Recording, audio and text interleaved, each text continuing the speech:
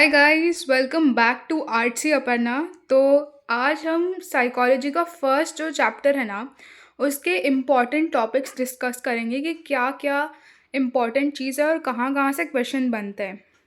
तो एक क्वेश्चन बन सकता है कि असेसमेंट क्या है, उसका डेफिनेशन वेरी इंपॉर्टेंट। कितने टाइप के असेसमेंट होते हैं, then you can write two types, जो फॉर्मल है and informal. And with examples लिखना बहुत ज़रूरी है क्योंकि बहुत मैटर करता है।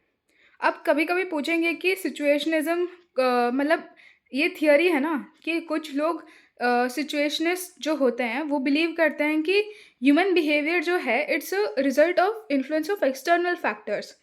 तो ऐसा भी एक क्वेश्चन आ सकता है। फिर यहाँ से तो आई डोंट नो कि इतना कोई क्वेश्चन पूछते हैं, but yes you have to remember one of the definitions like very clearly, so you can remember this or any one of the definitions as given by many psychologists like Oxford dictionary का plug वाला, या फिर Alfred बिने का, या फिर वेशलर का definition, gardener या स्टर्नबर्ग का डेफिनेशन, किसी का भी डेफिनेशन तुम याद कर सकते हो। फिर उसके बाद जो है थियोरीज ऑफ इंटेलिजेंस बहुत इंपॉर्टेंट है। एंड इसमें पहले तो क्लासिफिकेशन अगर पूछेंगे तो पूछेंगे, तो ये जो दो हैं वो आपको लिखना है कि psychometric and information processing approach. Okay, उसके बाद these are the theories, these are like almost 7 theories in like 1 page. So 1 factor unifactor theory आती है, 2 फैक्टर थियोरी आती है, थियोरी ऑफ पीएमए आती है, ये आर्थर जेंसन का थियोरी, गिलफोर्ड का थियोरी, बेस्ट मुझे लगता है theory of multiple intelligence. And कभी कभी क्वेश्चन जो आता है ना वो इंटेलिजेंस थियोरी पे बेस्ड होगा, but you know there can be various perspectives on it. So आप जो भी लिखोगे आई एम अज्यूमिंग वो मार्क्स तो दे देते हैं, बट इफ़ स्पेसिफिकली पूछा है तो स्पेसिफिकली लिखा करो कि you know which of the like theory आप यूज़ कर, ये थियोरी यूज़ करके you know elaborate on this. So, you know, using that theory only, you write the answers, okay? So, yes, this is my one of the favorite, ये वाली theory मेरे को बहुत पसंद है। After that, हमारे पास आता है, हाँ, ट्रायर्किक थियोरी। इसमें से आई डोंट थिंक इतना कुछ पूछेंगे, मे बी एक आधा सवाल पूछ लिया कि यू नो प्रैक्टिकल इंटेलिजेंस का दूसरा नाम क्या है, वगैरह वगैरह करके। स्ट्रीट स्मार्ट जो है आई थिंक कहीं तो होगा। अ, हाँ, यहाँ पर कहीं तो, हाँ, स्ट्रीट स्मार्टनेस यहाँ, ये इसका मतलब यू नो कभी पूछ लिया तो that is very rare. But you should know कि ये कंपोनेंट्स के अंदर भी उनके सब कंपोनेंट्स कौन से हैं, because they definitely ask that. ये जो है बहुत ही इंपॉर्टेंट वाली थियोरी आ चुकी है क्योंकि ये 6 मार्क के लिए पूछते हैं, हमें स्कूल में तो पूछा करते थे। So you know this theory is one of the most important theories. And yes, moving on, हमारे पास आता है, यस, सो ये जो है एक्चुअली पूरा चैप्टर ही बहुत इंपॉर्टेंट है, but this is very nice question कि यहाँ से ये वाला क्वेश्चन तो आता ही है कि नेचर और नर्चर का इंटरप्ले। सो अगर कभी भी नेचर और नर्चर की बात आती है ना, you have to talk about twins, okay?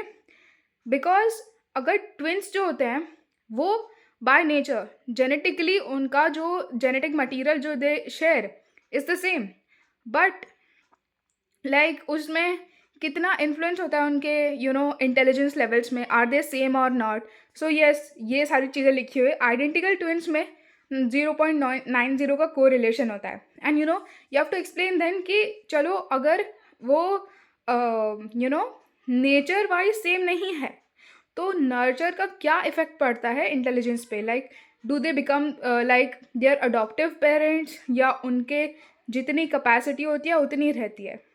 सो ये वाला जो है, this line is very important. ये जो पूरा पैरा है ना, it is very important that it's a product of complex interaction of heredity, nature and environment.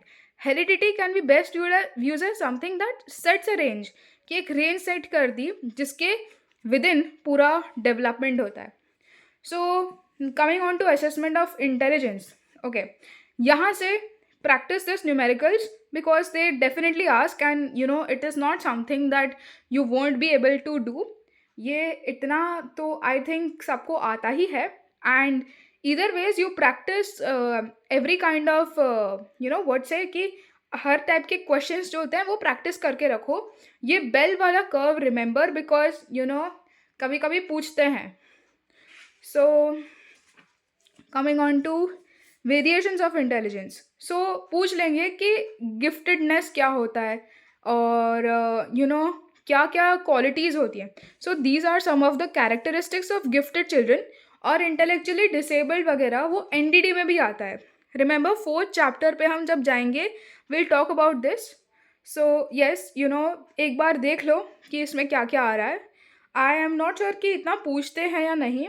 And then comes like types of intelligence test. This is very basic कि individual या group की, like individually conduct करते हैं या group पे करते हैं वगैरह। लाइक तुम 11th में पढ़ के आए हो तो you know that second chapter में कितना सब कुछ था। सो इट्स लाइक सेम ही वैसा कुछ है। Then comes, yes this is all that. And ये तो मैंने काफ़ी मार्क करके रखा है क्योंकि पूछा जाता है। ये बॉक्स भी भाई, बॉक्स अच्छे से लर्न करो क्योंकि बॉक्स में ये वाला पूछते हैं कि मिसयूज़ क्या है। देखो, इंटेलिजेंस टेस्ट जो होता है ना वो सिर्फ ऐसा बताते हैं कि आप स्कूल लेवल पे कितना अच्छा परफॉर्म कर पाओगे, वो आपकी ओवरऑल सक्सेस की ट्रैजेक्टरी डिसाइड नहीं करते। So these are few points you have to mention कि क्या मिसयूज हो रहा है इंटेलिजेंस टेस्ट का, and why people should not take the results very personally. एंड ये सब लोग इंटेलिजेंट होता है, मैं तो यही कहना चाहती हूँ। फिर आता है कि इंटीग्रल और technological, very important very important very important, क्योंकि कभी कभी इंडियन और ये टेक्नोलॉजिकल इंटेलिजेंस उसका इंटीग्रल एंड टेक्नोलॉजिकल इंटेलिजेंस का डिफरेंस पूछता है। Sorry sorry sorry. फिर उसके बाद आता है इमोशनल इंटेलिजेंस, वेरी इंपॉर्टेंट। इसका प्रैक्टिकल यूज़ जो है वो पूछते हैं, अलॉन्ग विथ आपको लिखना है कि ये इसका डेफिनेशन क्या है। and then there are some characteristics, so you have to apply this like in real life कि, और फिर आपको आंसर लिखना है कि अगर इमोशनली इंटेलिजेंट लोग हैं तो वो ऑफिस स्पेस में या स्कूल स्पेस में they can handle their emotions better and stuff. फिर एप्टीट्यूड टेस्ट का I think that's it. And उसके बाद क्रिएटिविटी का पूछते हैं लाइक व्हाट इज़ द को रिलेशन। तो टर्मैन की थ्योरी जो है वो लिखेंगे, और ये बहुत ज़रूरी है इसको एक्सप्लेन करना विथ वैलिड पॉइंट्स, नहीं तो मार्क्स की कटौती तो हो ही सकती है। So this is it. End में मैंने भी पूरा रिवाइज करा था। So I hope you like the video, क्योंकि ये सारे बहुत इंपॉर्टेंट टॉपिक्स हैं। एंड फर्स्ट चैप्टर में क्यों बोलो, क्योंकि उसका वेटेज बहुत ज़्यादा होता है। So you have to remember all these things. Thank you so much for watching. Bye bye.